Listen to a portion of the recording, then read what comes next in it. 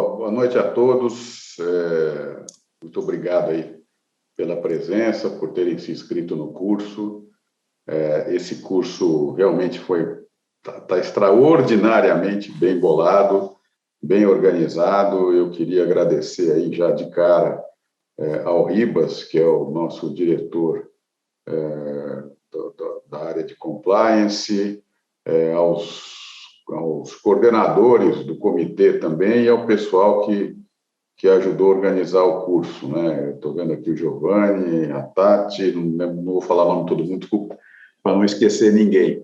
Mas durante a preparação do curso, a gente teve a oportunidade de conversar bastante com o Ribas e realmente o programa do curso está muito bom, né? Ao contrário de vários cursos que a gente vê que ficam flutuando lá nos aspectos legais, aspectos dos acordos e tudo, esse aqui ele vai mergulhar profundamente nas investigações em si, em técnicas de investigação, em técnicas de negociação dos acordos, em ferramentas tecnológicas. Então, é extremamente interessante, ficou muito bom mesmo, é um curso de fôlego e que acho que todo mundo que assistir realmente vai tirar excelente proveito dele. Então, muito obrigado a todos aí os organizadores e obrigado a todos vocês que se inscreveram no curso. Tivemos mais de 100 inscritos, 120 inscritos, se não me engano, é um público muito bom. Também despertou o interesse do CAD, então nós temos várias pessoas do CAD também participando do curso. Eu não sei se tem mais gente de outras agências ou outros setores do governo, mas estou muito bem impressionado e, enfim, agradecer a todo mundo, Ribas. Obrigado a você aí por ter organizado, a sua equipe e vamos em frente. Vamos para o curso lá e já agradecendo de cara também a Camila, que vai nos brindar hoje com uma apresentação, e ao Zé Alexandre. Obrigado a você. Legal, Lauro. Estou assistindo aqui. Muito obrigado, Lauro. Acho que só os avisos iniciais, antes da gente passar a bola aqui para a Camila e para o Zé Alexandre. Um pedido, primeiro, para todo mundo deixar o microfone no mudo durante toda a apresentação.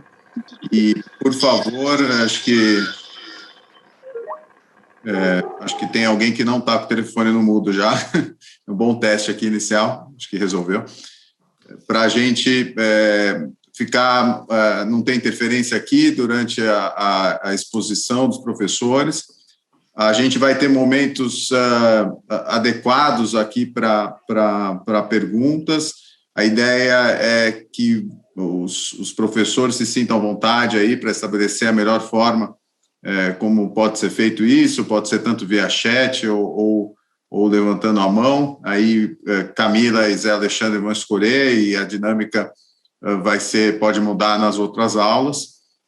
E estender aqui os agradecimentos feitos pelo Lauro, né, aos coordenadores do Comitê de Compliance e Investigações do IBRAC, a Mariana Vilela, a Priscila Brolio, a Maria Cecília Andrade e ao Luciano Souza pela idealização desse curso e principalmente aqui aos organizadores, o Giovanni Falchetta, a Tatiana Lins e a Débora Pimentel, que gastaram muito tempo, muita energia aqui para pensar num curso bacana, que fosse prático, útil e único no mercado. Então, a gente realmente, em nome desse grupo grande, e do Lauro, e do Zé Carlos Busto e da Dora, que ajudam na organização, a gente espera que vocês aproveitem muito esses 10 encontros marcados para falar sobre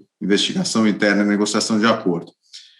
Passando já aqui para a apresentação dos professores, com muito prazer que essa primeira aula a gente contará com a Camila von Ranken, que é Head para a América Latina do time de Compliance e Integridade do Google. A Camila trabalhou antes disso no Baker McKenzie no Brasil e na Alemanha, na área de Compliance. É formada em Direito pela PUC de São Paulo e fez o seu LLM na Universidade de Munique. O foco da Camila é em anticorrupção e tendo atuado em diversas investigações em empresas pequenas, médias e grandes ao longo da sua carreira. O Zé Alexandre Buais Neto é sócio do Pinheiro Neto, é formado em Direito pela Universidade de Brasília, com LLM na Universidade de Boston, trabalha com investigações em várias áreas, e sua atuação é focada em antitrust, compliance e investigações. É co-líder da prática de compliance e investigações do Pinheiro Neto, integrante, membro superativo do Comitê de Compliance e Investigações do IBRAC e conselheiro do IBRAC. Então, sem delongas, a gente consumiu 6 minutos do seu tempo, então, excepcionalmente, hoje a gente vai até 20 horas e 6 minutos, e a palavra é com vocês dois. Muito obrigado. Perfeito. Acho que eu vou começar. E vou começar, Giovanni, perguntando a você se recebeu o meu e-mail, se você consegue dividir a tela, porque a minha competência tecnológica aqui não me ajuda. Acabei de receber, meu caro, vou compartilhar agora. Eu espero que vocês só fiquem chateados hoje com a minha competência tecnológica, o resto eu tento enganar melhor. Mas, você me mandou em PDF, né? Mandei em PDF, você consegue colocar? Consigo. Eu não sei se vai ficar no melhor formato aqui. Certamente vai ficar melhor do que o formato que eu colocaria. Vê se fica bom para você assim. Então, tá ótimo, acho que tá aparecendo na tela aqui, eu acho que dá para seguir. Então, eu vou aproveitar, então, começando a falar e agradecendo a todos aí pelo convite, agradecendo ao IBRAC pelo convite, agradecendo a Camila pela ajuda aí na elaboração dessas apresentações. O que a gente tem aqui no começo, se eu puder passar para o próximo slide, Giovanni, a gente tem um breve resumo aí dos tópicos que a gente vai falar hoje, dos tópicos do curso. Aí estão as aulas, as diferentes aulas que vocês vão ter durante o curso, mas as apresentações da Camila e minha. Entrando no próximo slide, a gente já fala dos tópicos que a gente vai tratar hoje. A gente separa aqui, vai começar com um comentário sobre as nossas experiências e fazer uma breve introdução, e daí a gente vai depois falar sobre como começa a investigação, também sobre um comparativo de investigação interna e externa, as limitações que a gente vê em investigações internas, que a gente sempre enfrenta, um pouco sobre a preservação de informações e documentos, definição de escopo da investigação, a privacidade de dados, né, LGPD, que é um tema bastante atual aí em investigações, e vai falar também de gestão de crises, um pouco, como administrar expectativas da administração, muitas vezes de autoridades, sobre uma determinada investigação, e falar um pouquinho sobre o que tem acontecido aqui de investigação na pandemia, durante a pandemia. Nesse tópico a gente vai tomar muito cuidado, porque tem tanta gente falando sobre o que está acontecendo na pandemia que a gente, vocês já devem ter ouvido bastante aí do que está acontecendo. E vai dar umas dicas gerais no final, coisas que a gente enfrentou, coisas da experiência que a gente passa, e espera questões de vocês também. Então, a gente tem uma apresentação que ela é curta, mas ao mesmo tempo tem muito conteúdo, e a gente quer, mais do que qualquer coisa, a gente quer ouvir de vocês, quer que vocês façam perguntas. Então, se vocês puderem fazendo as perguntas, puderem mandar no bate-papo, a gente já fica com elas por aqui, já tenta endereçando conforme os tópicos forem passando, mas a gente, em seguida, se não conseguir tratar durante a exposição, a gente vai falar dessas perguntas depois. Mas aí, Giovanni, passando então para o primeiro slide, que é a introdução, e eu vou falar um pouco aqui sobre a experiência, né? Por que uma investigação interna é importante, e os benefícios de uma investigação e qual o motivo de fazer uma investigação. Não, na verdade, as investigações são um elemento fundamental em todos os programas de compliance, tá? Elas não são importantes só para identificar o problema, para identificar o que está acontecendo, mas também para tratar de evitar perdas, para inibir novas infrações, para ver o que aconteceu de errado, para aprimorar o programa de compliance. As empresas, o que a gente sempre recomenda é que as investigações sejam feitas com muita transparência, que haja normas claras sobre como as investigações vão ser feitas, que tipo de, como essas investigações vão ser conduzidas internamente, quem são os responsáveis internamente. Muitas vezes você tem empresas multinacionais, você tem que ter um envolvimento ou de um advogado externo, ou o envolvimento da matriz, quando você está falando de uma alta administração, quando você tem temas específicos. Então, isso tem que ser muito transparente sobre como funcionam as investigações. As investigações também são interessantes para passar uma mensagem da administração. Tá?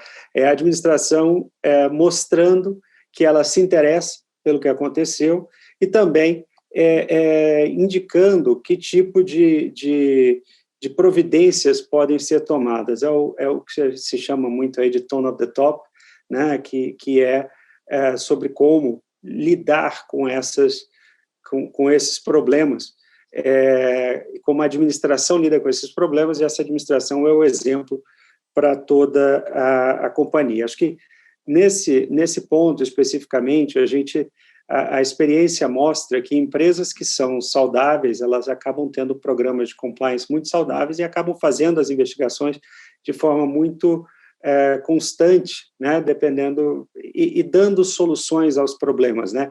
Uma investigação que tem começo, meio e fim.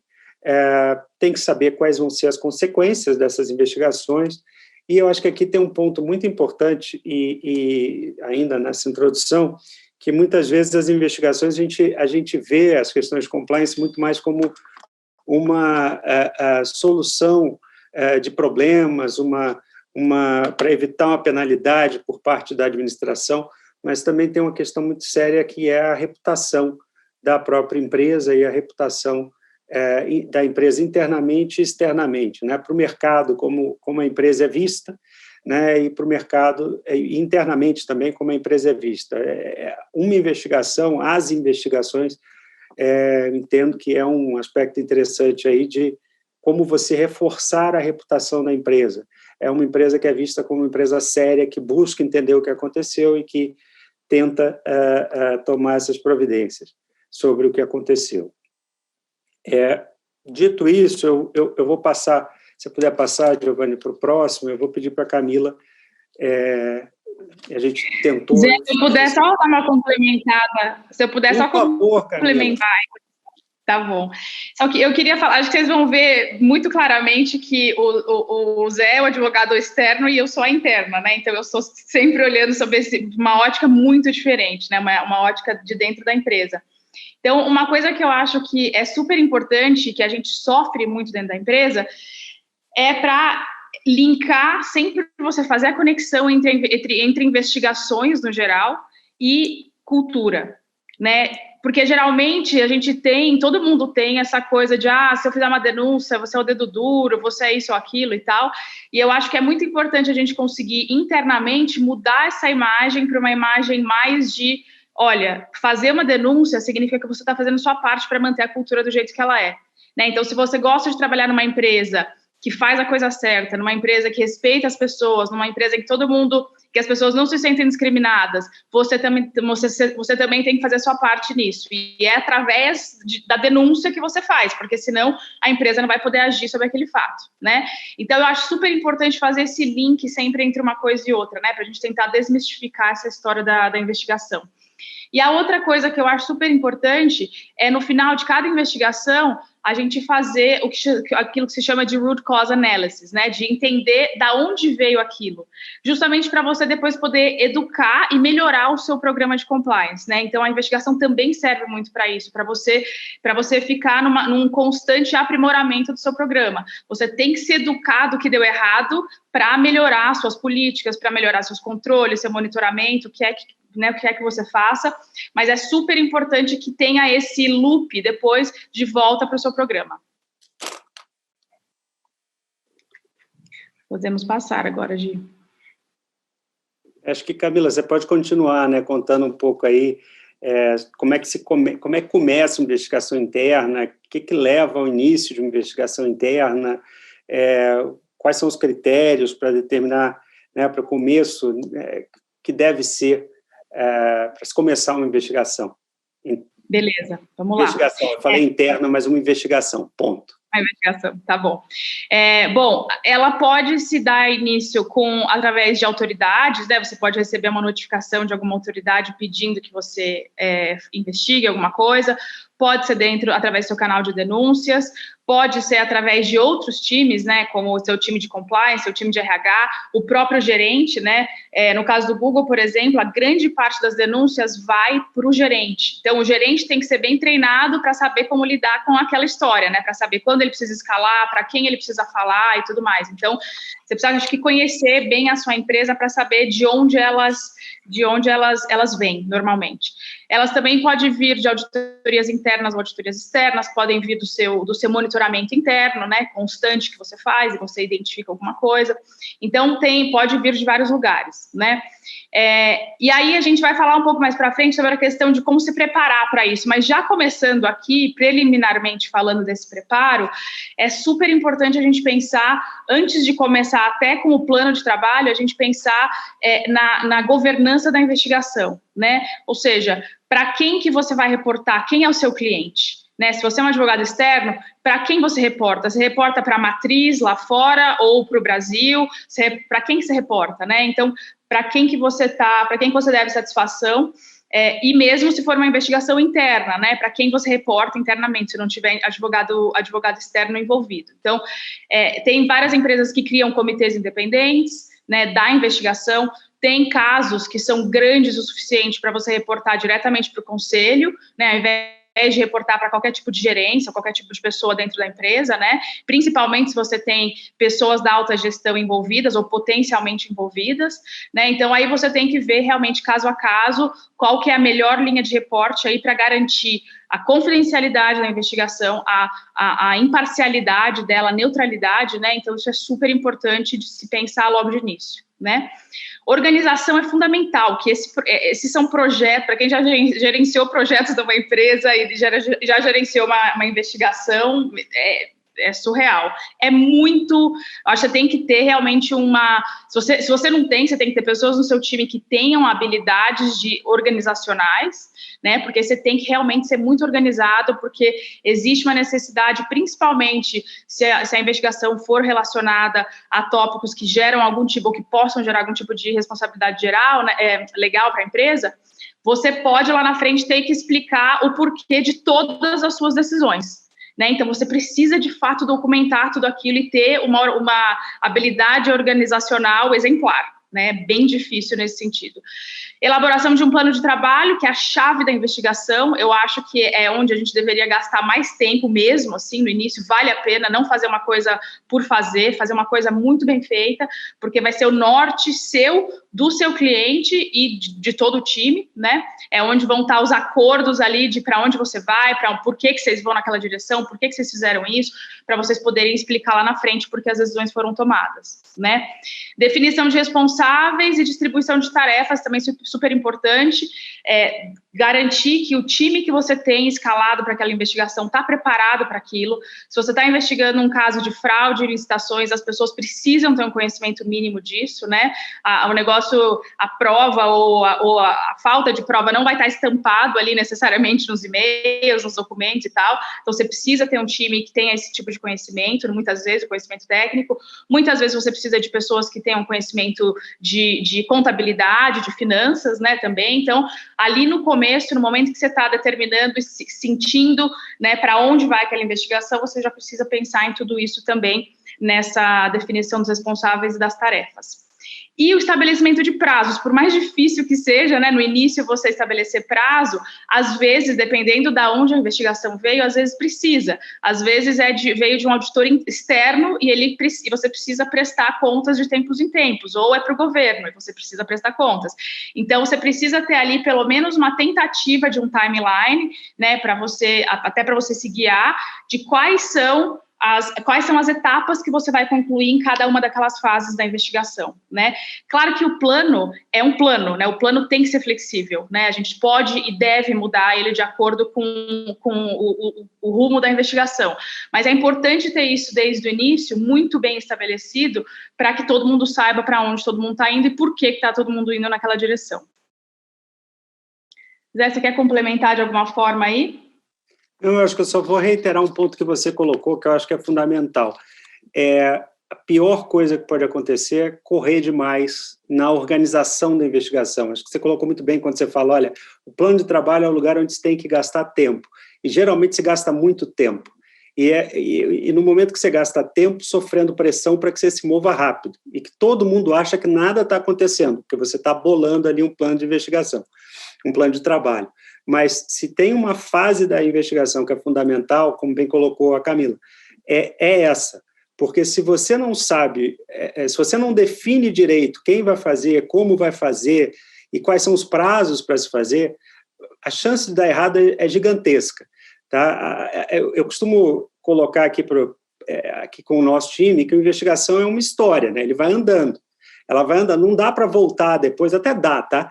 Mas é muito complicado voltar depois para fazer uma coisa que você deixou passar, que você não fez. É quase construindo uma casa. Você tem que colocar as etapas vão seguindo, porque se você não faz assim, elas não funcionam. Então, se você não faz um bom planejamento no começo, eu acho que aí, reiterando o teu ponto, Camila, e devolvendo para você não faz um bom gerenciamento, uma boa estruturação no começo, a coisa não fica de pé direito. Exatamente. Vai passar, Giovanni. Outra coisa só que eu queria complementar é a questão do conforto, da necessidade de você ter, muitas vezes, canais diversos, né, canais de denúncia diversos, e não só um, né, porque, sei lá, se eu sou o canal de denúncia da empresa, a pessoa não vai com a minha cara, a empresa vai acabar se prejudicando por isso, né, então, no nosso caso, a gente deixa bem claro que, por exemplo, que funcionários podem ir no RH, podem vir para mim, podem ir no helpline, anônimo ou não anônimo, podem falar com o seu gerente, podem falar com qualquer VP, podem falar, enfim. Então, a gente tem com o jurídico. Então, acho que é super importante a gente, do ponto de vista interno, causar o maior nível de conforto possível para que as pessoas realmente levantem, né?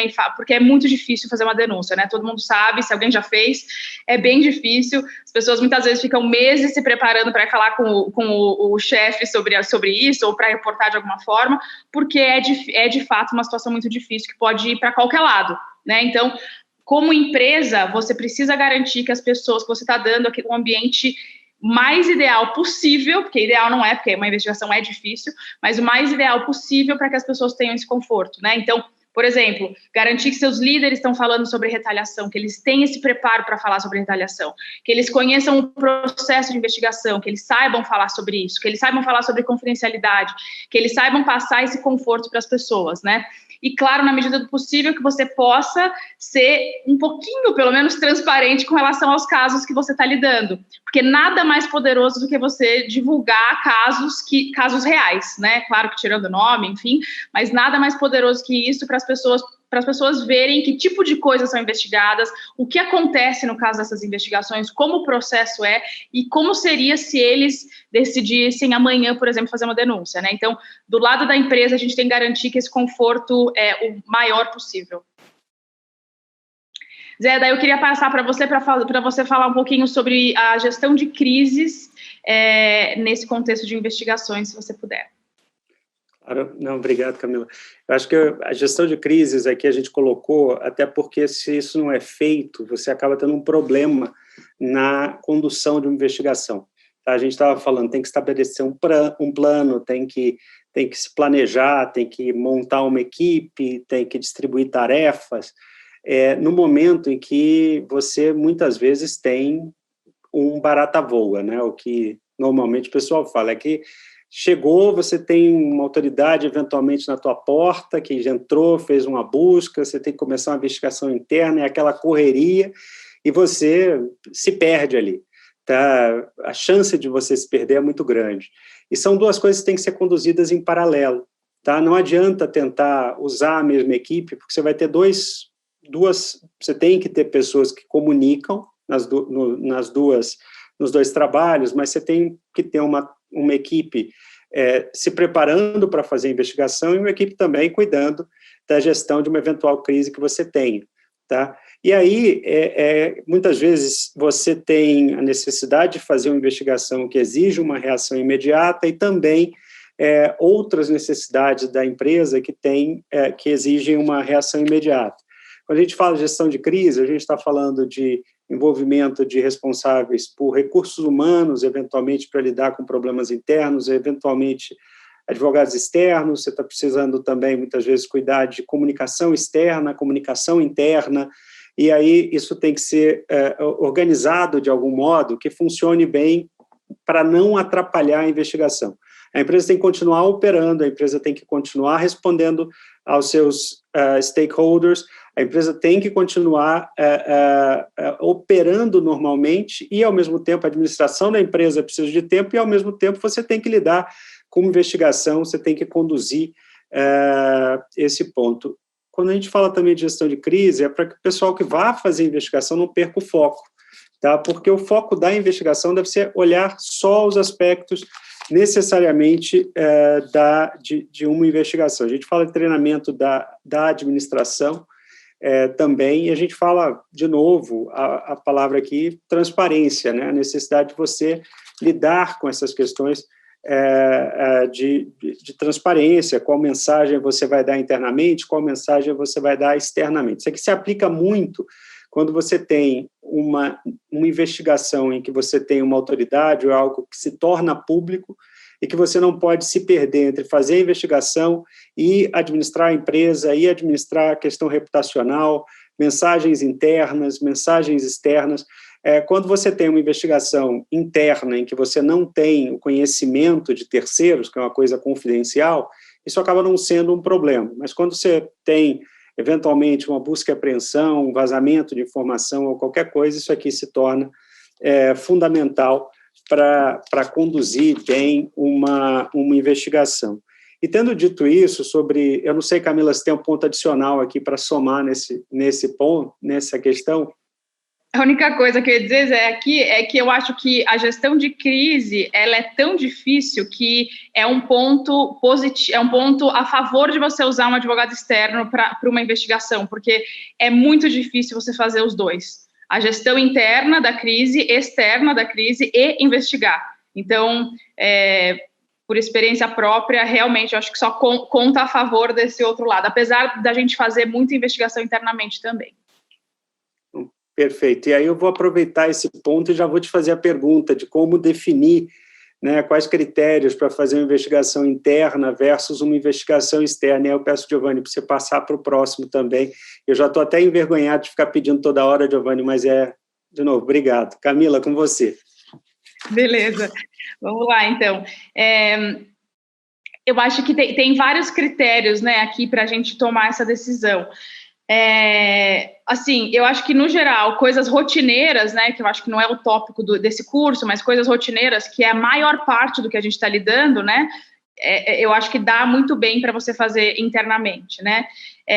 Agora, quando o assunto começa a poder resultar em algum tipo de responsabilização legal para a empresa, né, ou danos comerciais também, ou danos à reputação, aí a gente já está falando de uma situação em que existe mais vantagem realmente de você usar alguém externo, né?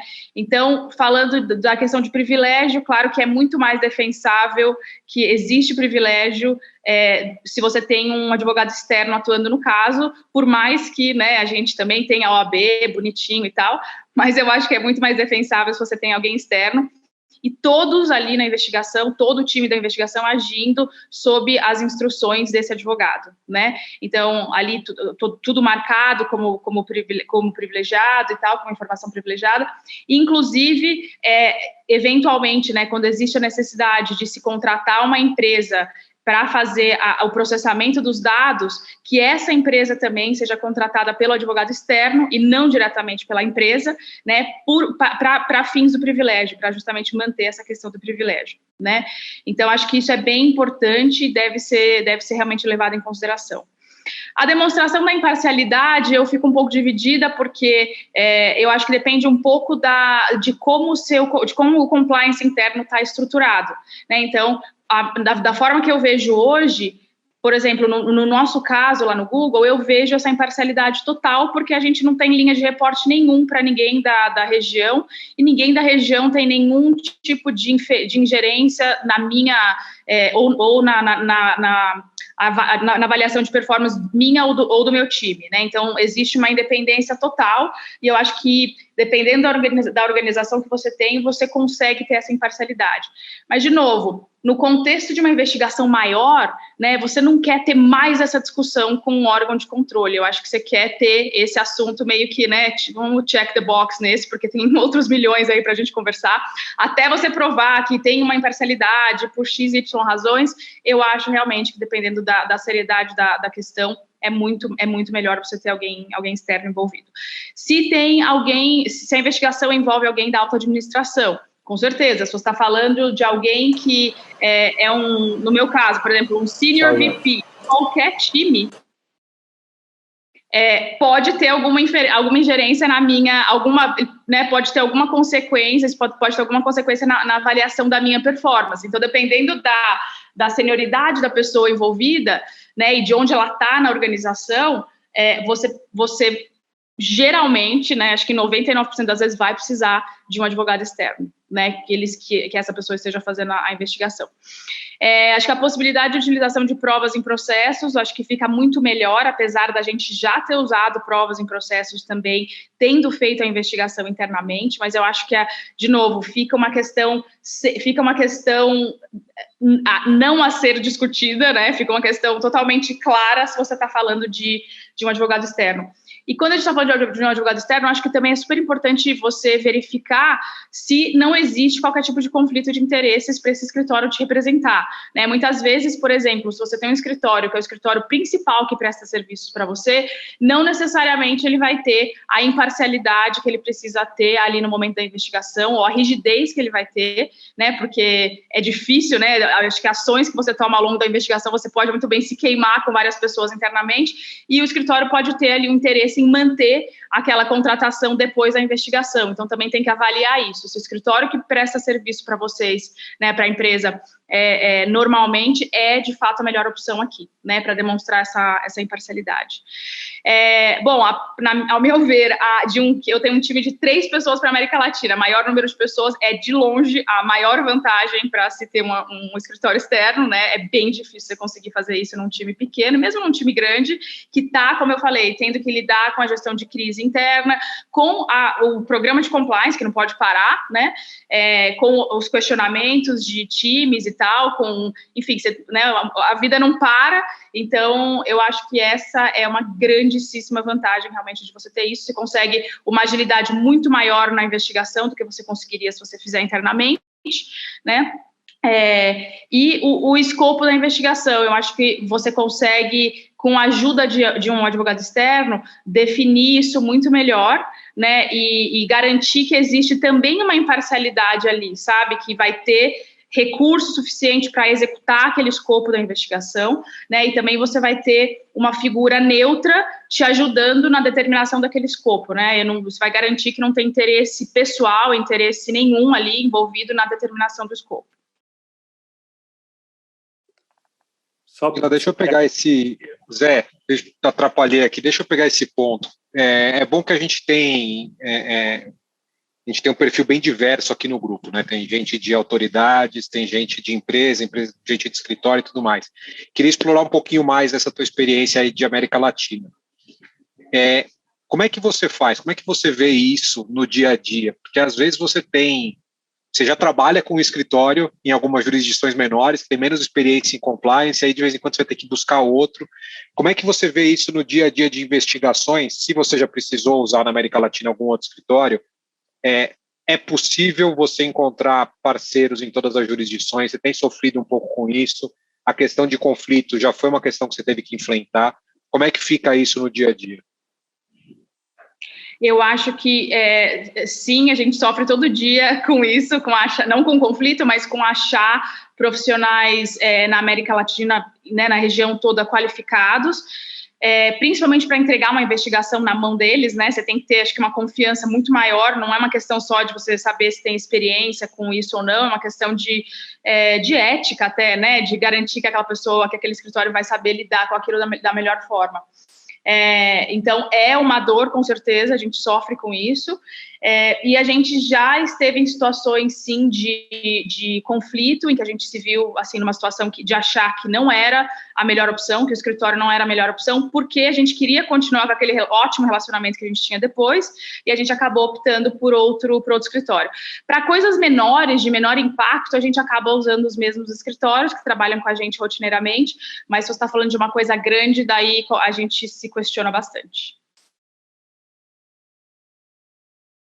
Eu ia complementar, né, na parte que você estava comentando, Camila, sobre a questão de número de pessoas, né, assim, para deixar muito claro para todo mundo, até da nossa experiência. Muitas vezes você tem que fazer várias entrevistas em paralelo, muitas vezes você tem que rever muitos documentos, né, que ainda que você consiga fazer tratamento, diminuir o número, você... uma equipe maior ajuda bastante, né, nessa condução de coisas de maior tamanho, de investigações maiores. Eu acho que tem um aspecto também interessante sobre o escopo, muitas vezes para que serve aquela investigação, qual é o objetivo daquela investigação, né? Não só a definição do escopo com que eu concordo, mas também o próprio aspecto de como você pretende usar o resultado daquela investigação, para que aquilo vai servir, né? Se você vai ter que usar aquilo para levar para alguma autoridade, se você não vai, acho que uma questão que a gente enfrenta aqui, né, sempre para retirar documentos, né, para fazer extração de documentos, chama notário, não chama notário, poxa, às vezes o notário demora, às vezes não demora, isso tem um custo, mas às vezes você precisa fazer algumas coisas, simplesmente porque você vai querer usar aquela prova em juízo depois por algum motivo, né? Então você tem aí, acho que questão de investigação interna e externa, acho que a forma como eu vejo é o seguinte: você sempre faz interno, né? A não ser que você não consiga, aí você joga para a externa por causa de tamanho, por causa de escopo, ou por quem vai ser investigado, por alguma coisa nesse sentido. Mas devolvo, Camila, para você. É isso aí. Tem um outro aspecto também que para a gente pesa muito, é a questão da cultura da empresa, porque a pessoa que está fazendo a investigação também tem que entender um pouco da cultura, e tem que entender como tirar coisas das pessoas, informações das pessoas dentro daquele contexto, né? Porque não é necessariamente a mesma coisa, né? Então, no Google, por exemplo, é um ambiente super informal, super relaxado e tal. Se eu coloco um advogado de terno e gravata numa sala para conversar com todo mundo vai congelar na hora e ninguém vai falar nada. Vai ser um pânico geral. Então, tem essa questão também de cultura que a gente escolhe a dedo, assim, sabe? Quando a gente vai passar para advogado e quando não vai, por conta disso, porque você acaba, muitas vezes, por não respeitar essa cultura, você acaba prejudicando toda a percepção do processo de investigações, né? E fazendo com que pessoas no futuro não façam denúncias de novo, porque é muito, muito traumática a experiência, né? Então, essa é uma razão para a gente fazer internamente também. Que a gente pode passar, Giovanni. Isso. Agora, Zé, você pode falar um pouquinho das limitações das investigações? Claro, eu acho que isso aqui é um aspecto bastante interessante que a gente enfrenta, né, todos os dias, e acho que é interessante até comentar com vocês, porque muitas vezes é uma grande frustração, né? Que eu acho que tem que haver uma comunicação com a empresa, tem que se saber o que é possível e o que não é possível, né? Quando se está falando de uma investigação, quer seja uma investigação interna, quer seja uma investigação externa, né, essas investigações têm limites, né? Você, por exemplo, não consegue ter acesso a equipamentos pessoais, você não consegue forçar que uma pessoa te entregue o telefone celular pessoal dela, que te entregue o computador dela, o tablet dela, que te entregue, que eventualmente te apresente, né, a lista de ligações, as transações bancárias que essa pessoa fez. Isso muitas vezes acaba sendo bastante frustrante em alguns aspectos, mas, além disso, eu acho que é muito importante a gente saber que existe uma limitação, porque para evitar que se chegue a uma conclusão depois de que não há, de que não sabia, de que a expectativa era muito maior. Outro ponto são as próprias entrevistas, né? Você não consegue forçar um empregado a comparecer a uma entrevista, um colaborador a participar de uma entrevista. É claro, se ele não comparece, ele pode ter consequências, tá? Obviamente. Agora, fazer com que a pessoa compareça para ser entrevistada, você não tem poder, como teria a polícia, como teria o juízo, né? Você não tem sanções que você possa aplicar àquela pessoa, a não ser sanções trabalhistas. Então, essa é uma outra limitação importante. E nessa mesma questão de entrevistas, as pessoas muitas vezes acham que o fato de estar ocorrendo uma investigação e de elas terem sido chamadas para uma entrevista, ou do material delas estar sendo examinado, vai ter um impacto significativo na carreira delas. Tá? Então, esse é um ponto que sempre prejudica. Você percebe, claro, né, depois de algum tempo fazendo isso, e eu tenho muito menos tempo que o Giovanni, por exemplo, tá? Mas depois de algum tempo fazendo isso, você percebe claramente que quem está falando, quem não está falando, o que ela diz que é verdade, quando ela está deixando de dizer alguma coisa, você consegue meio que conduzir a pessoa, empurrar ela para um lado ou para o outro, com perguntas que você vai fazendo numa entrevista. Agora, muitas vezes, né, a pessoa pode simplesmente não querer te ajudar, porque acha que tem um impacto na carreira dela, e essa pessoa começa a te atrapalhar, de fato, dando respostas que são convenientes para aquilo que ela acha que é conveniente, né? Então, não é uma coisa que também não aconteça nas investigações policiais, em juízo e etc., mas também é uma preocupação que a pessoa acha que consegue administrar ali, que é impacto nas carreiras. E um outro aspecto interessante nessa mesma questão é o constrangimento de falar de colegas. Tá? Muitas vezes você está investigando dentro de um departamento. Outro dia a gente estava com uma situação dessas, e até uma situação engraçada, né? Tinha um departamento que a gente estava investigando uma coisa e acabou descobrindo também que dentro desse departamento tinha um problema sério de relacionamento entre as pessoas. Era um problema de gestão ali, a gente começou a descobrir essa questão que era menor dentro do que a gente estava buscando, mas conseguiu perceber isso. E as descrições das várias pessoas que a gente entrevistou sobre essas questões de relacionamento eram das mais diversas. Tinha gente que dizia que todo mundo ali era amigo, ia para o churrasco junto, e tinha gente dizendo ali que só não se matavam lá dentro porque não podia. Então, por quê? Porque tinha um constrangimento ali interno de alguns de falar dos colegas. E isso quando você está falando de um problema de relacionamento. Imagina quando é para dizer que um colega pode ter feito alguma coisa muito pior, como uma fraude, como pagamento de uma propina, formação de um cartel, ou qualquer coisa do gênero, que pode ter esse impacto. Outra coisa interessante é que a investigação interna ela não consegue fazer uma busca e apreensão. Então, você perde um pouco, muitas vezes, você perde o elemento surpresa. Tá?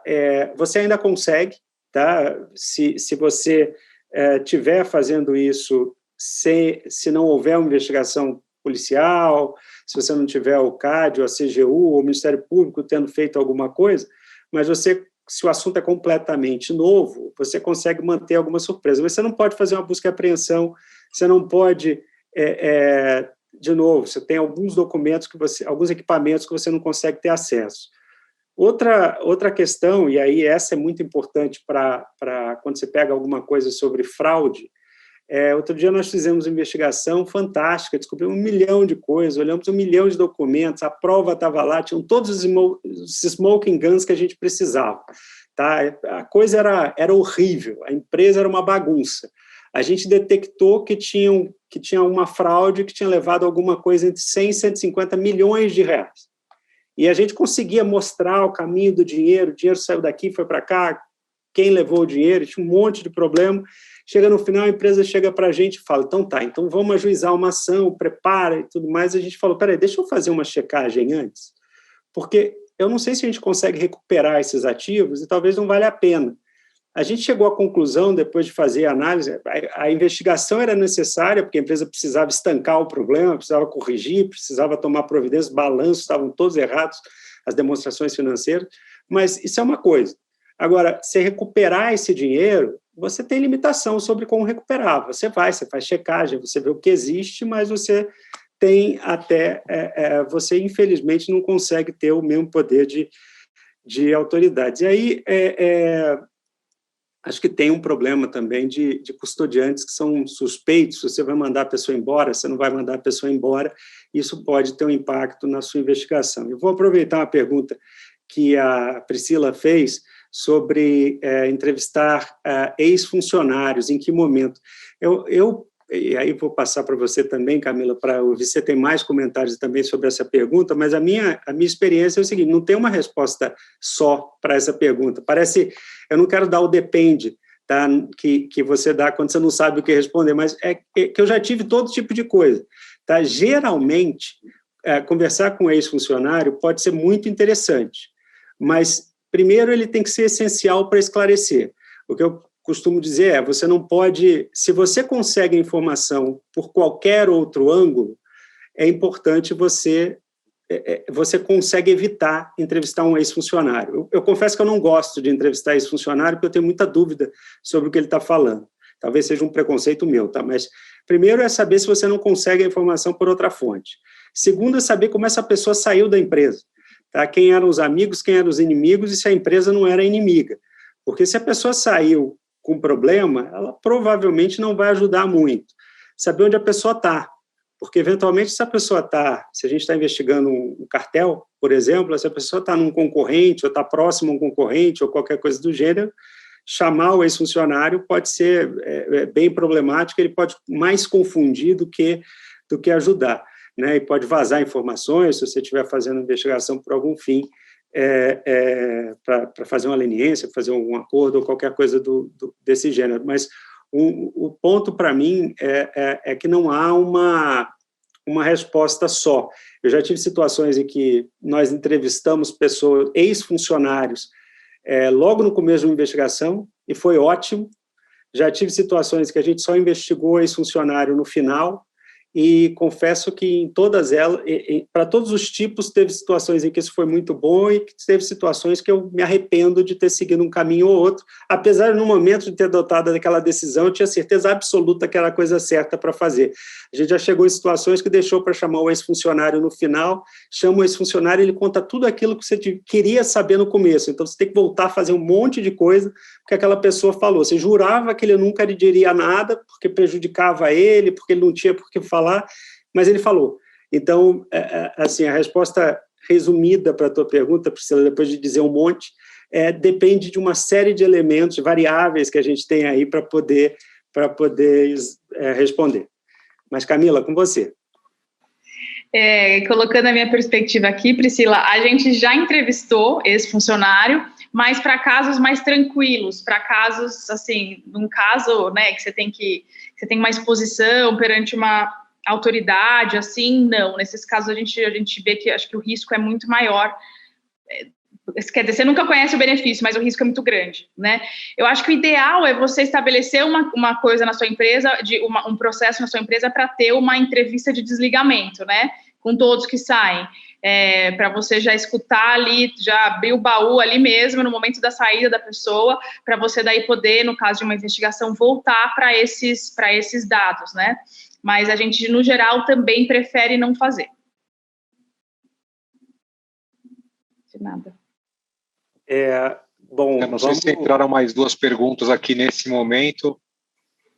Mas vamos seguir, Jô. Vamos seguir, aí você pega mais para frente? A gente pode pegar mais para o final também, Zé. Não tem problema nenhum. Vamos seguir, que eu estou preocupado aqui com o horário, que eu tenho até 8, nós temos, Camila, até 8h06, como nos lembraram aí no começo. O doutor Rivas nos lembrou. Mas, Camila, queria aproveitar, então, pedindo, Giovanni, para você passar para o próximo. E tem uma das perguntas que é sobre pandemia, que, inclusive, é um dos tópicos que nós vamos tratar, tá? Camila, falar um pouco sobre preservação de informações, documentos, o que precisa se fazer no âmbito de uma investigação para preservar documentos e informações? Tá bom, Zé. Só uma coisa com relação às limitações que a gente estava falando no slide anterior, eu acho muito importante que essas limitações também estejam presentes no plano de trabalho e documentadas, sabe? Para você depois, no futuro, saber responder perguntas, né?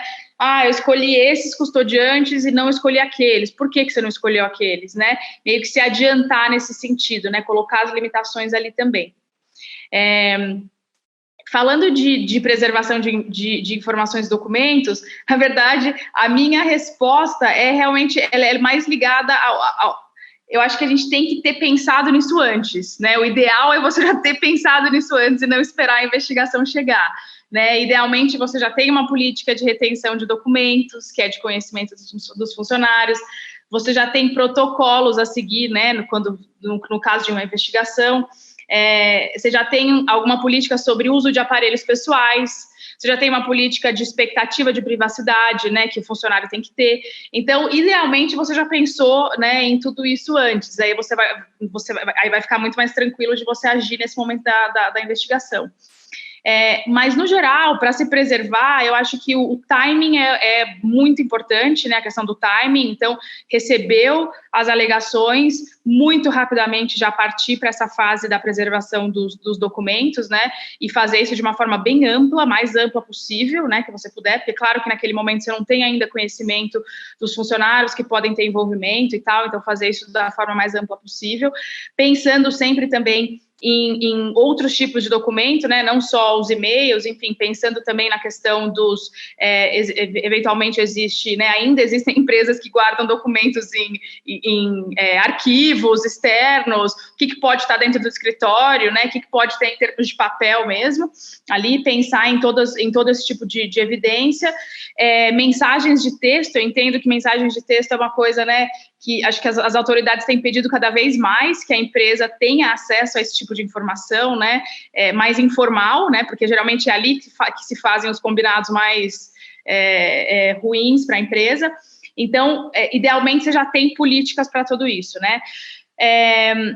Os hold notices, né, que é basicamente essa notificação que você manda pedindo para as pessoas não destruírem as evidências, eu acho que é uma questão realmente, é uma questão também a ser analisada caso a caso, porque na minha experiência, quando a gente mandava esses hold notices, a gente tinha o efeito contrário, o efeito das pessoas apagarem tudo.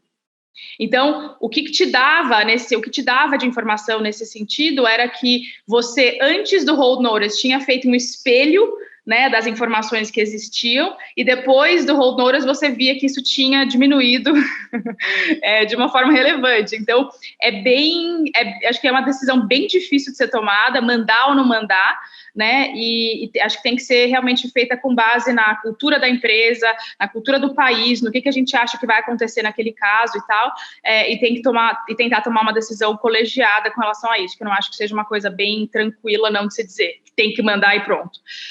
Até gostaria de ouvir o Zé e o Giovanni depois, e qualquer outra pessoa que queira dividir também. Não entendi as autoridades... Peraí, Andréia. Autoridades solicitarem podem ser acesso aos e-mails, não fere direito à privacidade. Sim, tem o direito à privacidade, sem dúvidas, mas se você está falando do e-mail corporativo, né, o e-mail corporativo ele é de propriedade da empresa, né, e se você já tem antes políticas de privacidade bem estabelecidas, e se você já tem antes também uma expectativa de privacidade para os funcionários, onde eles já foram informados que o e-mail da empresa é um bem da empresa, e portanto a empresa tem direito a acessar, aí muda a situação, tá? Andréia, espero que eu tenha respondido. A dificuldade com os equipamentos pessoais, então eu acho que isso é uma coisa, de novo, que tem que se pensar antes, né, porque se você permite que as pessoas usem equipamentos pessoais, daí sim você esbarra numa questão muito grave de privacidade, que você não vai conseguir ter acesso a isso, mas não vai poder ter acesso a isso, né, então é ideal que se defina antes que as pessoas não podem fazer negócios nos equipamentos pessoais ou alguma coisa do tipo, que você tem uma política já pré-definida com relação a isso, né? A política de deleção de arquivos também tem que estar bem clara para todo mundo, e eu acho que é isso. Tem alguma pergunta relacionada a isso, Gi? Que não, Mila, mas a gente acha que a gente vai depois empacotar tem uma do Rubem, na verdade, aqui. que fala sobre a metodologia, né? Para elaborar plano de trabalho, se tem alguma... a gente vai falar sobre isso. A gente vai falar sobre isso. Não, é depois. Vocês querem dividir alguma coisa com relação aos hold notices? Qual a experiência de vocês? Olha, eu acho que a minha experiência, Camila, é muito parecida com a tua, de que o hold notice acaba resultando numa deleção de arquivos, muitas vezes. Eu particularmente, não gosto de mandar o hold notice, a não ser que seja necessário, porque você tem uma investigação com outras jurisdições, o pessoal está acostumado a fazer, você tem um escritório externo conduzindo a investigação, e ele quer mandar para todo mundo, então, às vezes, é inevitável. E a gente já teve até a situação de mandar o hold notice depois de fazer a cópia para ver o que o sujeito ia deletar, porque ele ia te dar uma dica boa de onde procurar, o que procurar.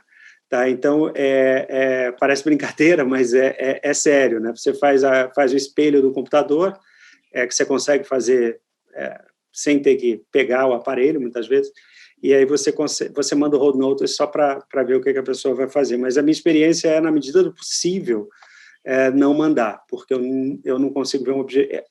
Ela pode ser inútil, mas útil, assim, de ajudar, eu nunca vi. Ela pode atrapalhar, mas ajudar eu nunca vi.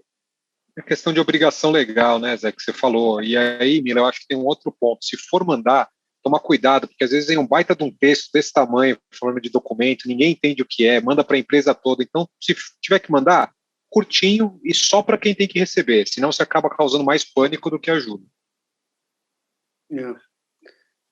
Camila, passa para o próximo, Zé? Passa, por favor. E, Camila, eu ia pedir para você comentar também sobre a questão de definição de escopo, né, da investigação. Tá bom. Vamos lá. Eu acho que tem muita coisa aqui, né? Então, a gente começou a falar lá atrás sobre aquelas questões preliminares, né? Antes de você, de fato, fazer o escopo e antes de você fazer o plano de trabalho, né? Que são a governança da investigação, a questão do privilégio, a questão do responsável, se você vai ou não contratar um advogado externo para fazer isso, né? Para fazer a investigação. E eu acho que uma coisa muito interessante de você fazer nessa fase preliminar é considerar quais são as perguntas que os agentes reguladores te perguntam tipicamente no final de uma investigação. Acho que isso é uma boa prática, é uma coisa bem interessante de você, um exercício interessante de você fazer antes, no momento ali que você está definindo o escopo e fazendo seu plano de trabalho, né? Então, a gente sabe que essas perguntas estão cada vez mais alinhadas pelo menos entre Brasil e Estados Unidos, né? Que eles estão bem alinhados já e as perguntas são bem parecidas.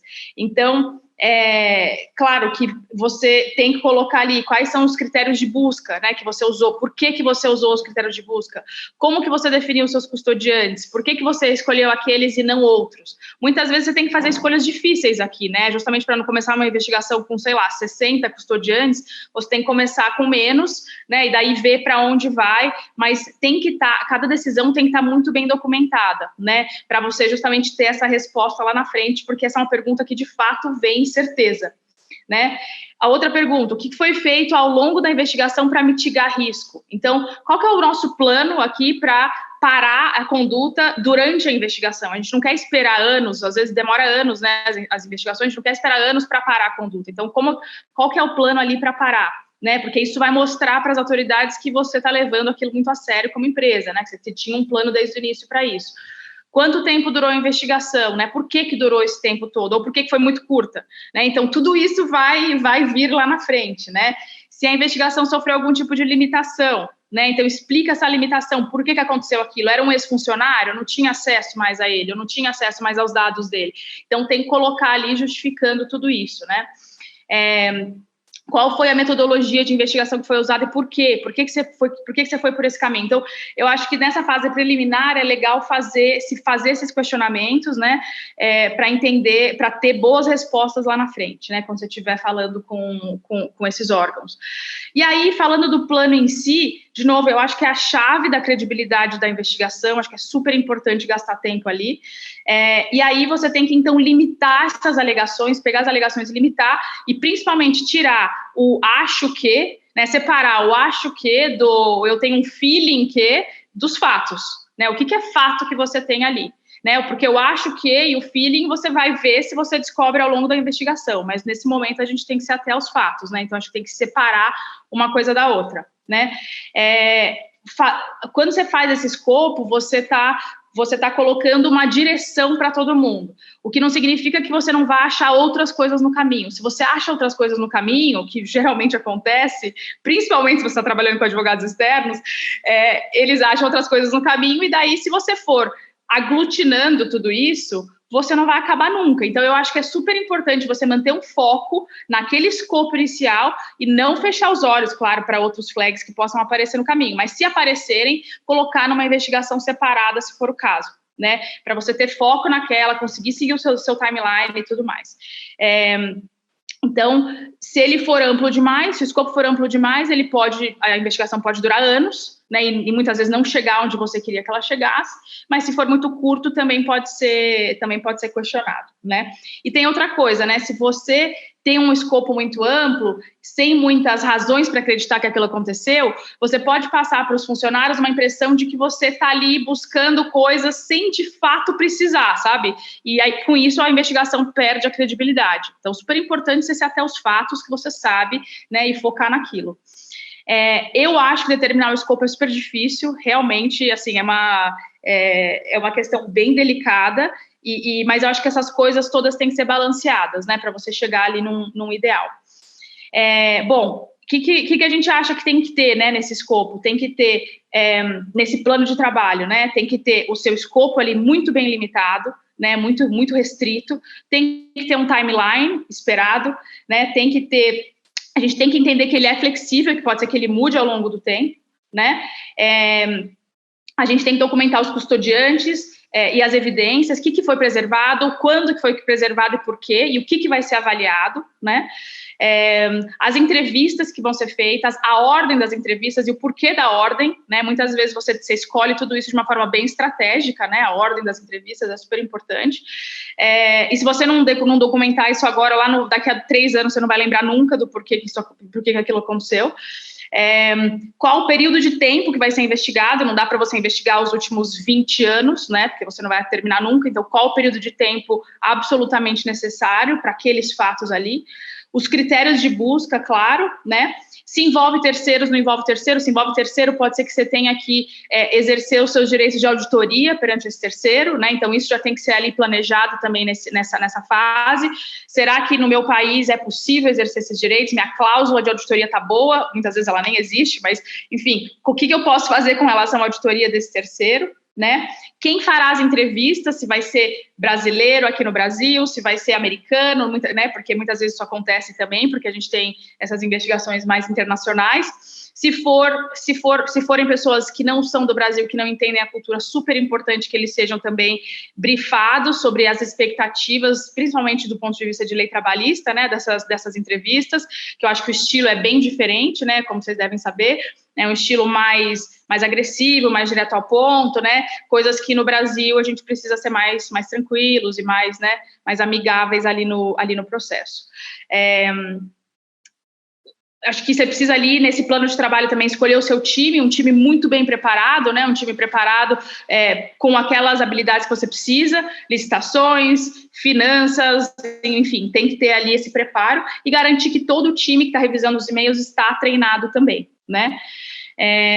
Eu acho que eu falei bastante. Zé, você quer complementar alguma coisa?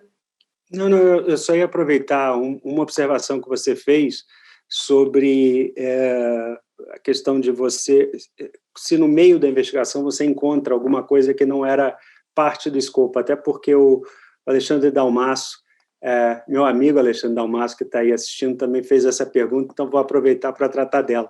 Tá? Se você encontra alguma coisa, você respondeu muito bem, você reporta, obviamente, para a empresa e tenta ver qual é o melhor jeito de lidar com aquela questão, se é lidar dentro da própria investigação, porque muitas vezes pode fazer parte, né? Você consegue talvez tratar do tema ali dentro daquela investigação, ou se você faz uma outra investigação sobre aquele ponto específico. Se houver resistência da empresa, até uma parte da pergunta que o Alexandre fez, se houver resistência da empresa para investigar aquele aspecto, se deveria ou não deveria investigar aquele aspecto.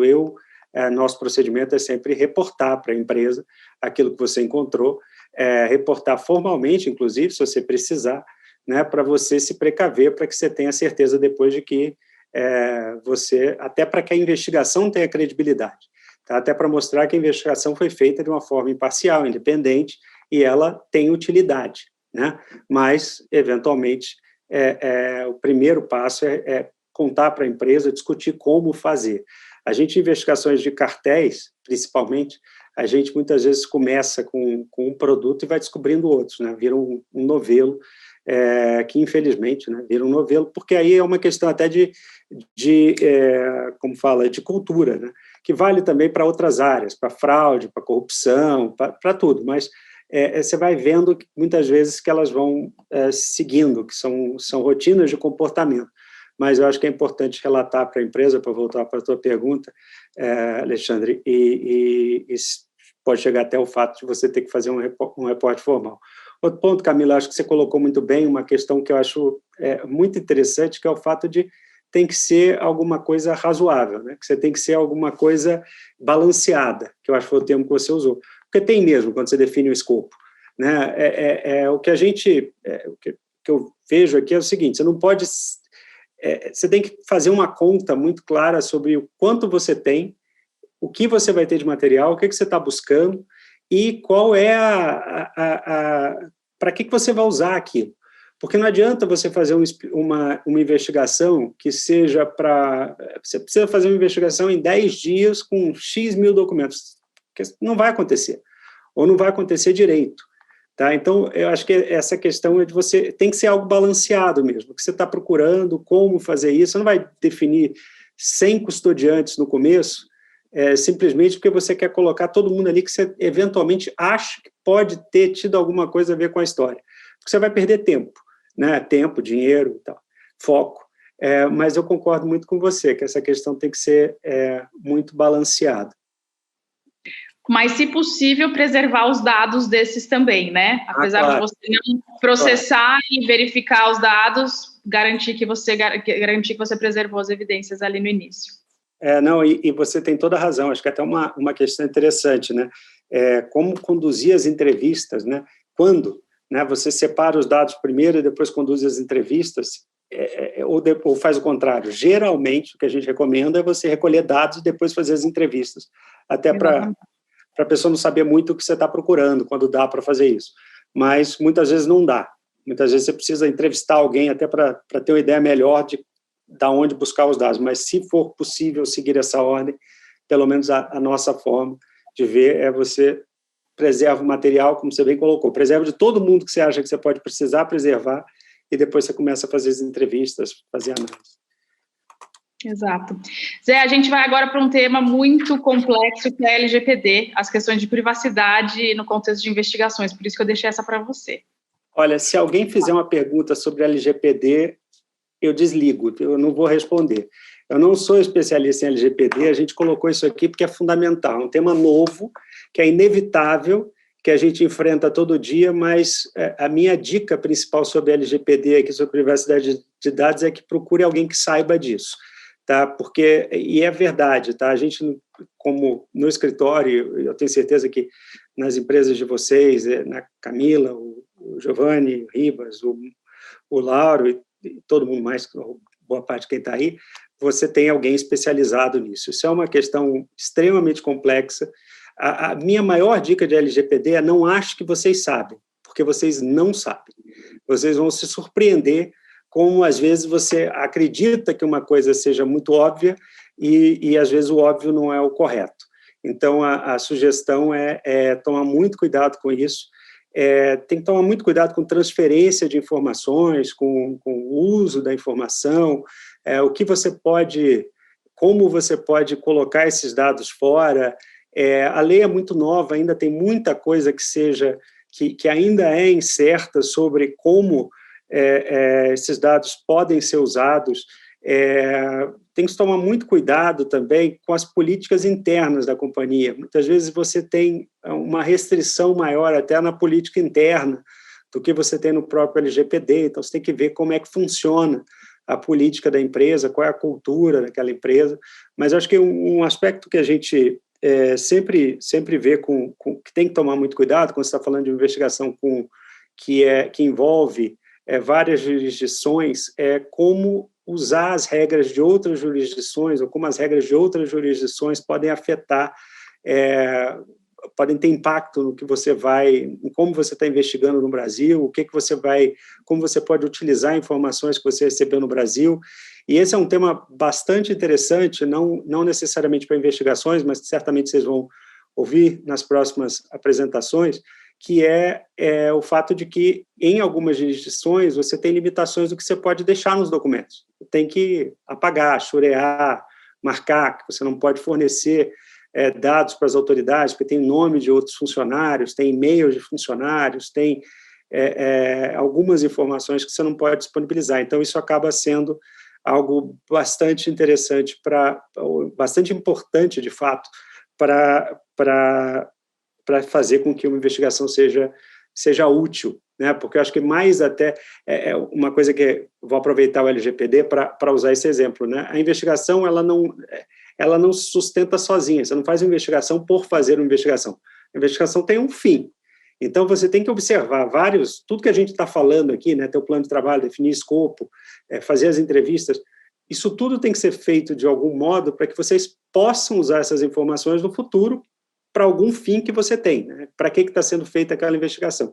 E a LGPD é uma coisa que tem que ser observada, porque se você não observar, eventualmente, tudo aquilo que você fez pode ser inútil, ou pior ainda, você pode ter uma multa, né? Pode ser aplicada uma multa pelo descumprimento da nova lei LGPD. Mas, de novo, eu vou fechar esse ponto aqui dizendo que, se alguém fizer uma pergunta, eu não vou responder, que eu não sou especialista nessa matéria, e minha recomendação, e essa é sincera, essa de fato, não imaginem que vocês sabem, não imaginem que isso aqui é simples, isso aqui é um tema bastante complexo e que a gente corre o risco, né, de achar que consegue resolver sozinho.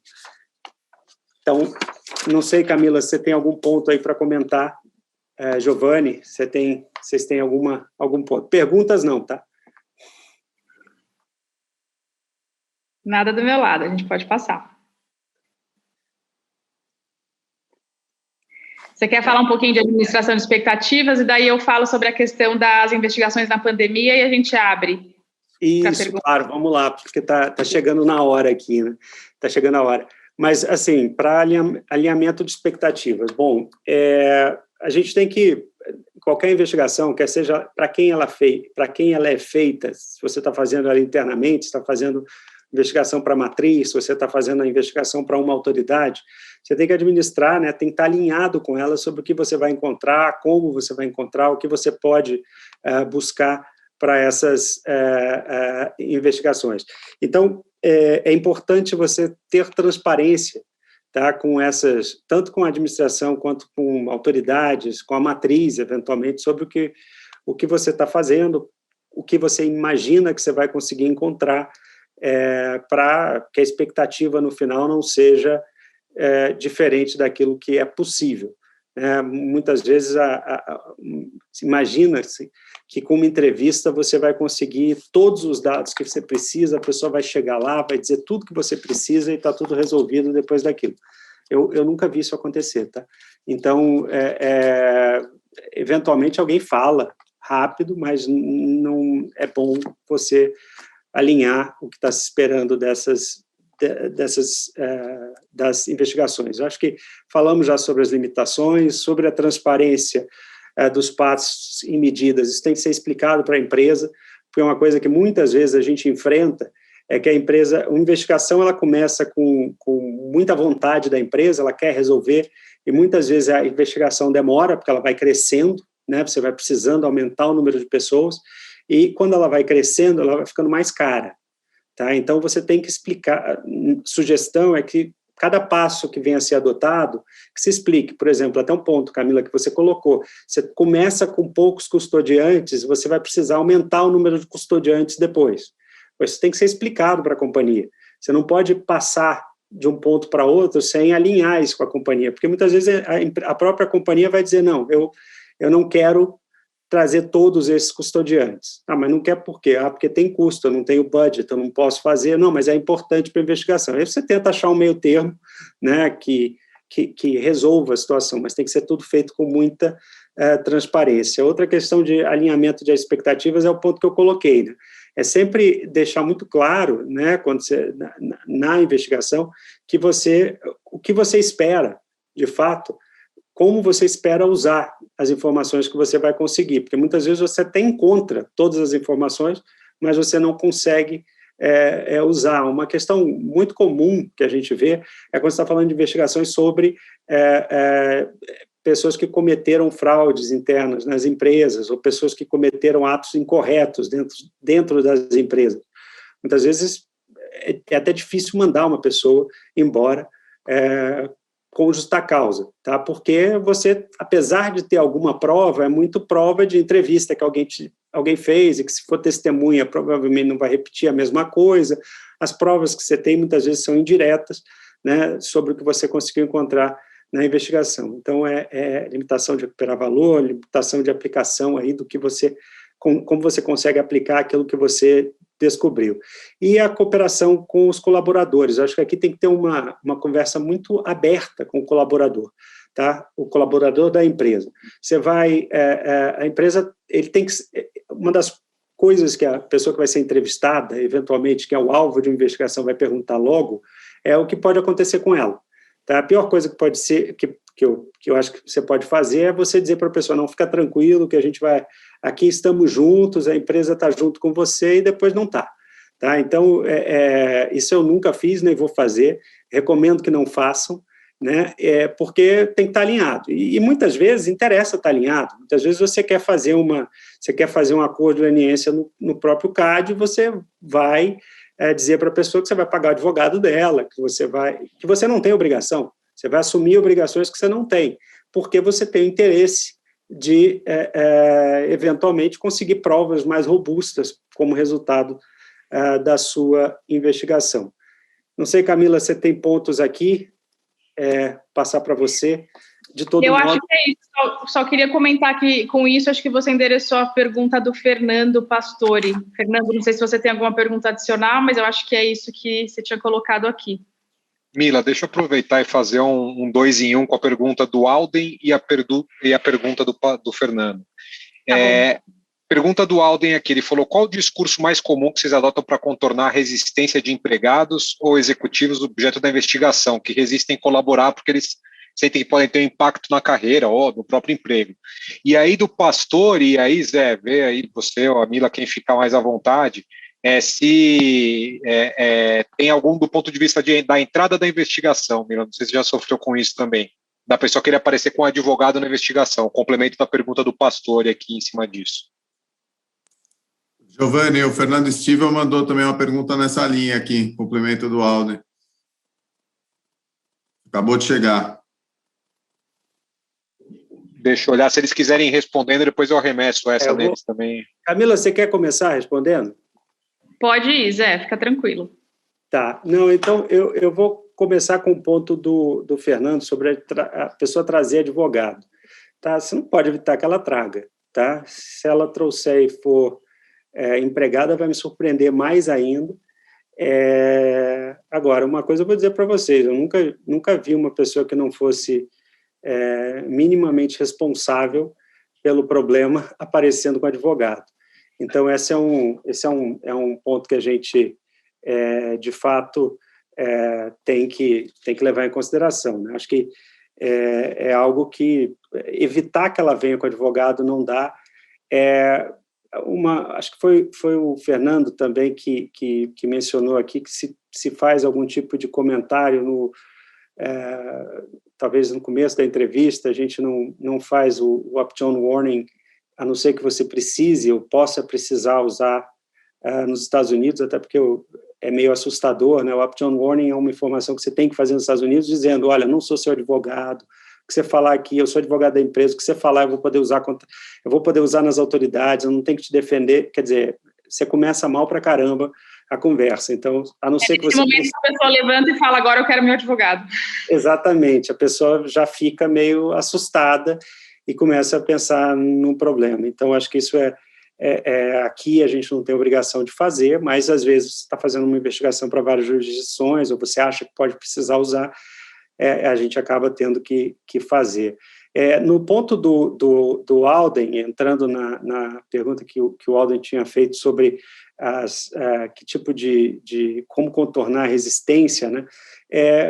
Olha, tem vários modos de contornar a resistência, tá? Primeiro, tentar entender qual é o motivo da resistência, né? As pessoas, às vezes, estão preocupadas com o impacto na carreira. Você pode ter desde da conversa mais simples, né? Explicando que aquilo eventualmente não vai ter impacto, a não ser que seja uma prova negativa, né? Ou que a pessoa tenha feito algo errado. Mas a gente já teve situações também que você tem que jogar limpo com a pessoa e falar, meu amigo, o problema aqui é o seguinte, se você fala, vai ser ruim, se você não falar, vai ser pior ainda. Então, infelizmente, é uma conversa horrível para ter, mas você tem que ter. Poxa, às vezes a pessoa começa, não vou falar, porque a empresa não quer me dar isso, não quer me dar aquilo, tá, mas ela está te dando alguma coisa, é melhor do que nada. Então, muitas vezes é uma conversa desagradável, não é o jeito mais fácil de quebrar uma resistência, mas às vezes você tem que ser transparente. Impacto para a carreira, quando né, e aí também de treinamento de compliance, né? Se você não quer ter um problema, não faz, né? Não faz nada errado, porque se o cara fez alguma coisa errada, ele não vai ter impacto na carreira dele porque está sendo feita a investigação, ele vai ter impacto na carreira dele porque ele fez alguma coisa que ele não deveria ter feito. Então, essa é a forma. E muitas vezes também a resistência a gente quebra com os tais comfort letters, que é garantindo que a pessoa vai ter um advogado para ajudar, que a pessoa vai ter, eventualmente, dependendo do tipo de acordo, que vai ter um pagamento de uma multa em nome da pessoa, ou eventualmente até e a gente tem visto isso aí em alguns casos da Lava Jato, mas aí é para leniência, não é para a investigação em si, mas de certo modo é pela investigação, que está tendo até uma discussão, ontem saiu alguma coisa do Ministério Público, sobre pagamento de valores para as pessoas que estão sendo investigadas. Aí eu acho que tem que diferenciar muito, eu vou passar de volta para a Camila, mas esse ponto eu não quero entrar nele, quem tiver interesse pode me mandar mensagem depois, que eu acho que é um tema muito legal, mas eu colocaria só o seguinte, a gente tem que separar muito claramente aí a questão legal da questão ética, moral, esse tema pode ter. Se você consegue fazer isso, fica bem mais interessante a discussão, porque senão ela fica muito simplista. Mas é um tema bem legal para discutir. Camila, para você. Beleza. Vale, obrigada, Zé. Na minha experiência, essa quebra de resistência, ela sempre aconteceu com uma conversa, sempre desagradável, como você disse, mas uma conversa pontuando o seguinte, se você não for, ninguém vai ter a sua versão dos fatos, entendeu? Não é melhor, né, a gente ouvir o outro lado também, geralmente ou isso, ou uma ligação do chefe da pessoa resolveu, nunca tive esse problema. A gente já teve problema também da pessoa querer aparecer com um advogado, e como você disse, Zé, a gente nunca limitou, é um direito dela, né, mas é isso, geralmente essa conversa a gente, né, quer garantir que a investigação ela é imparcial, a gente quer garantir que a gente vai ouvir os dois lados aqui, então, todos os lados aqui, né, então por isso a sua participação é muito importante.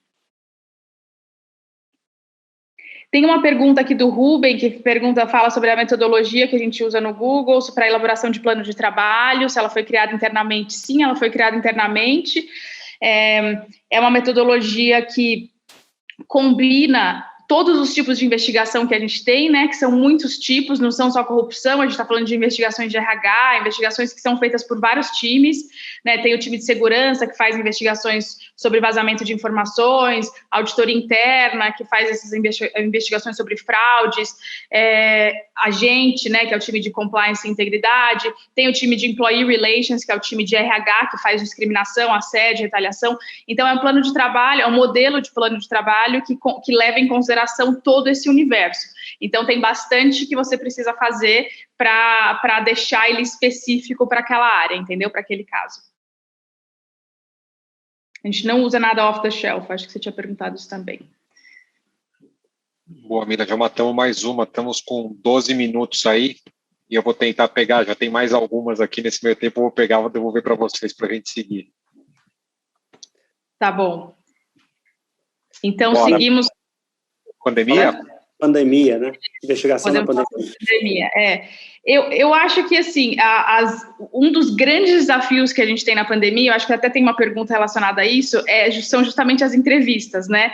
como fazer as entrevistas, como fazer, que muda nas entrevistas, né? Como fazer aquela avaliação de credibilidade da pessoa, né? Se ela está do outro lado e tal. Eu acho que não tem muito milagre, mas acho que boas práticas que eu vejo empresas adotando por aí é revisar as configurações de segurança da plataforma que você vai usar, né, junto com o seu TI, para garantir que você tem uma configuração segura. Então, por exemplo, senha em reuniões, né, que você desativa compartilhamento de tela, que você desativa chats privados e tal, para evitar que a pessoa, né, coloque outras pessoas ali.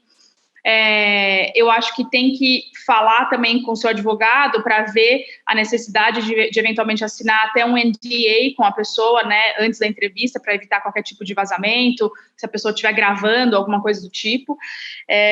Uma coisa que eu acho importante também é a questão justamente que eu estava falando antes, dessa avaliação da credibilidade.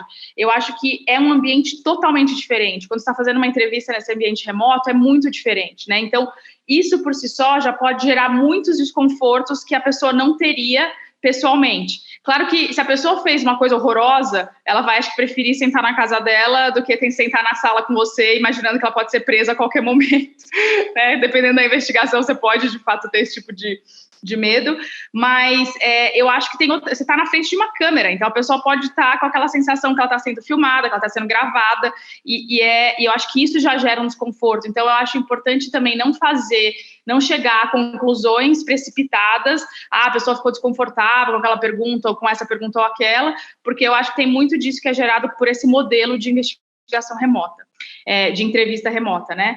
Eu acho também super importante deixar claro que alguém vai tomar notas, né, para explicar o que está acontecendo ali naquele contexto, já que você não está numa sala onde a pessoa está vendo tudo que está acontecendo, né, geralmente está com aquelas pastas gigantescas cheias de, né, a pessoa está vendo tudo, e ali, quando você está numa câmera, ela não vê, então acho que é legal explicar tudo que está acontecendo ao redor.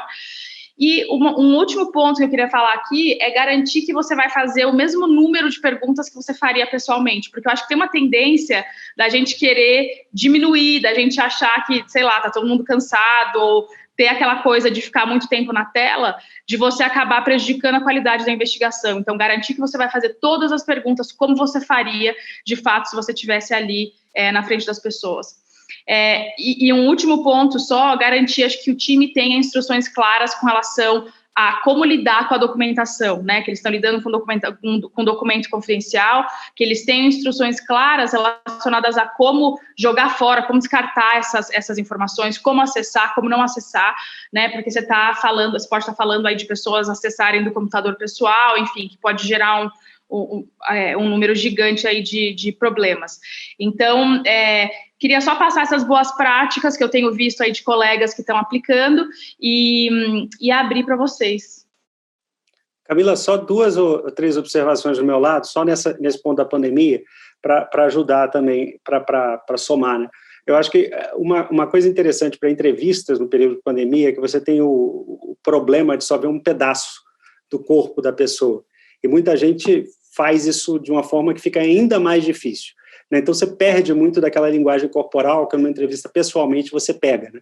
A pessoa, você vê como ela está se mexendo, qual é o nervosismo dela e tudo mais, né? Como ela gesticula, para que lado ela olha, você acaba tendo uma facilidade maior. Às vezes a pessoa olha para algum lugar, você não sabe direito por que ela está olhando, né? Quando você está por vídeo. Um outro aspecto interessante aí também é a questão sobre mostrar documentos, né? Porque é difícil, né? Porque você mostra os documentos na tela, que é uma coisa horrível, e a pessoa pode tirar foto daquilo e você não está vendo, né, o que ela está fazendo, que é uma coisa que eu particularmente eu tenho uma certa paranoia com isso. Alguém fez uma pergunta aqui, se a pessoa pedir cópia dos documentos, se você dá, se você não dá, não dou, os documentos são da empresa, não tem que dar. E quando você mostra isso na tela, você passa a ter um problema que ela pode tirar foto daquilo e você não está nem vendo, ela pode estar te gravando e você não está nem vendo. Então, são recomendações de tomar todo cuidado e tudo mais para divulgar essa informação. E ainda sobre a pandemia, alguém fez uma pergunta aqui, se tem problema na conexão. Isso aqui eu acho que vai na mesma linha daquela do advogado, tá? Quando alguém começa a ter muito problema de conexão, é porque tem alguma coisa ali que ele não quer te falar, sabe, marca para outro dia, para não ter problema de conexão, e aí a pessoa vai desaparecer, vai dizer que não pode, ou qualquer coisa do gênero, mas eu acho que muito problema de conexão é estranho. E só para aproveitar também, e eu vou fechar já esse ponto, mas até uma parte meio engraçada. Outro dia eu estava fazendo uma entrevista e o cara resolveu colocar o advogado. Então, vocês imaginam, né, imaginem numa tela, uma pessoa numa sala, um advogado noutra sala, os dois em telas diferentes, e a gente fazendo a entrevista. E os caras esqueceram de desligar o barulhinho lá do tal do WhatsApp. Então, você só ouvia, você fazia a pergunta e começava a ouvir o apito do WhatsApp toda vez que um comunicava com o outro, mas divertido, não muito legal, mas divertido. Eu acho que, passando para o próximo, Giovanni, a gente tem ali algumas dicas, mas acho que a Camila... Só pegar 2 pontos para você e para a Camila. Podemos pedir que os empregados mantenham a câmera aberta. Mila, não sei se você tem enfrentado isso no dia a dia, o Zé também. E a questão de gravação de entrevista. O Rubem perguntou aqui, a Priscila colocou também a questão de gravar. Não sei se é uma prática que vocês usam no Google. Mila, Zé, aí pelo lado de consultor externo também. A gente não grava as entrevistas, até por uma questão de privilégio, né? Porque daí você enfraquece o seu argumento do privilégio das informações, então a gente não grava. E a gente, por política interna, não pode exigir que a pessoa mantenha a câmera aberta, tá? Mas aí eu até queria ouvir do ponto de vista legal do Zé, do Gi, talvez, como é que vocês veem isso, né? Se é possível exigir. Eu acho que é uma questão eu acho que tem um argumento forte de privacidade, né? Na questão da câmera, mas queria ouvir vocês. Eu diria que, do mesmo jeito que você não consegue forçar a pessoa a ser entrevistada, né, comparecer a uma entrevista, você não consegue forçar que ela abra a câmera. Eu acho que você pode até tentar, né, pedir, né, você pode pedir até de uma forma um pouco mais dura, dizer que é extremamente importante ou qualquer coisa.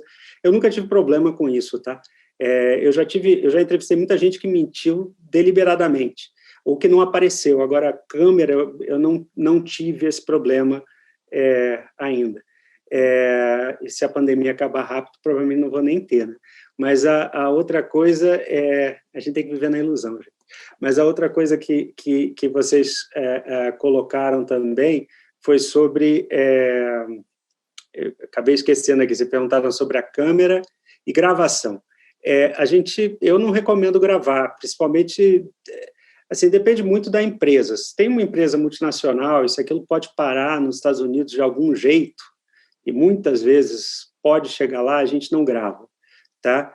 E a gente já teve situações em que alguns clientes pediram para que a gente gravasse, explicando, e a gente explicou qual era o risco de gravar, e os clientes quiseram que fizesse a gravação, e a gente fez. Avisou, obviamente, a pessoa, nunca fiz a gravação não avisando que eu ia fazer a gravação, mas, assim, quer gravar, a gente falamos com a empresa, não queria fazer, mas ele quis gravar, a empresa quis gravar, a gente gravou. Mas essa é a minha experiência, não sei se existem outras por aí.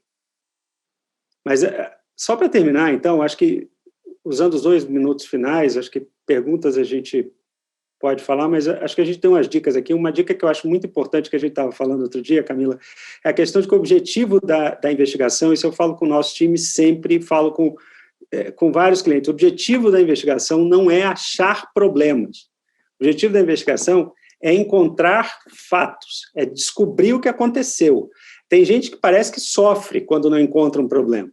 Não tem que sofrer, de repente não tem nada para encontrar, ponto.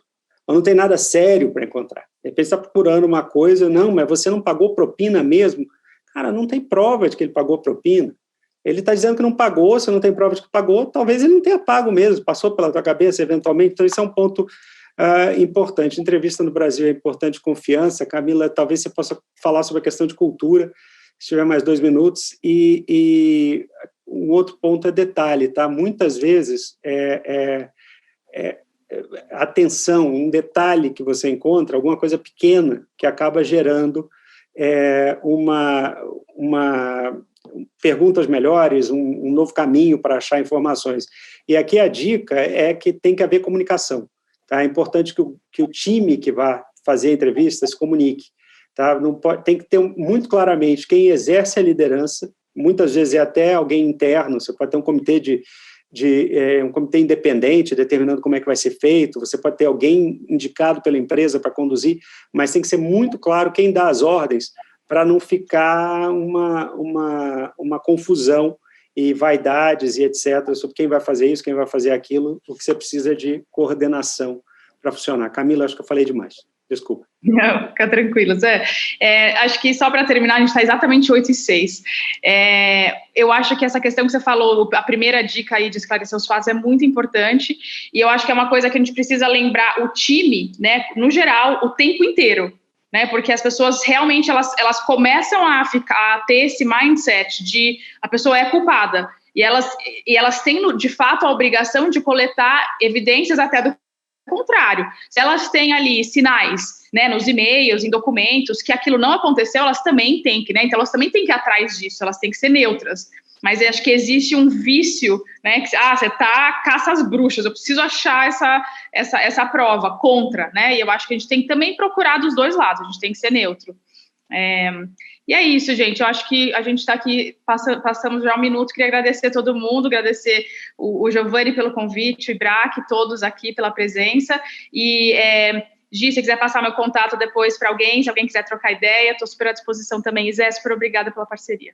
Não, obrigado, e faço coro ao que você falou, Camila, agradecer a todos, agradecer ao Ibrac, agradecer a todo mundo que está aí assistindo a essa hora ainda, e dizer o seguinte, se o Giovanni puder distribuir o meu contato também, por favor, quem tiver perguntas, eu posso passar horas aqui discutindo essas perguntas, que eu me divirto com boa parte delas. E gosto de ouvir também histórias das pessoas, né? Porque muitas vezes você aprende ouvindo as histórias, acaba sendo bem interessante, mas com isso eu vou calar a boca e deixar, acho que não sei se é o Giovanni, o Ribas, o Lauro, quem vai encerrar, agradecendo a todo mundo novamente. Temos Ribas, temos Lauro, meus caros, quem pega aí? Lauro, você vai... Eu falo rapidinho, só para agradecer realmente todo mundo, eu fiquei aqui lembrando as várias investigações, porque eu já passei, né? Rever documento é a parte fácil, né? Entrevista é a arte, né? Casos assim, que a gente não teve tempo de discutir tudo, mas já teve casos em que você começa investigando uma coisa, aí você, no meio da entrevista você descobre outra, tem que abrir uma segunda investigação. Então, a gente foi ótimo.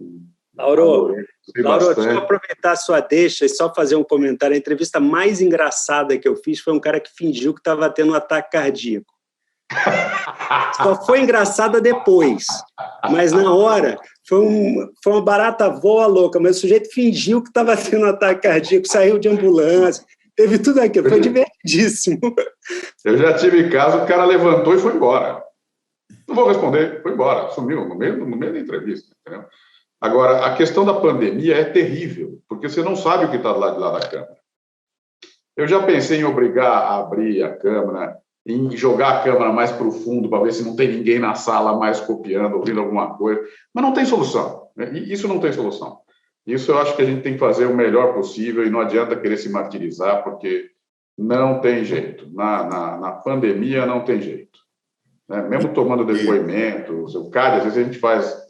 O CAD toma depoimento online aqui, né? Tem lá a regrinha, enquadra assim, faz assado.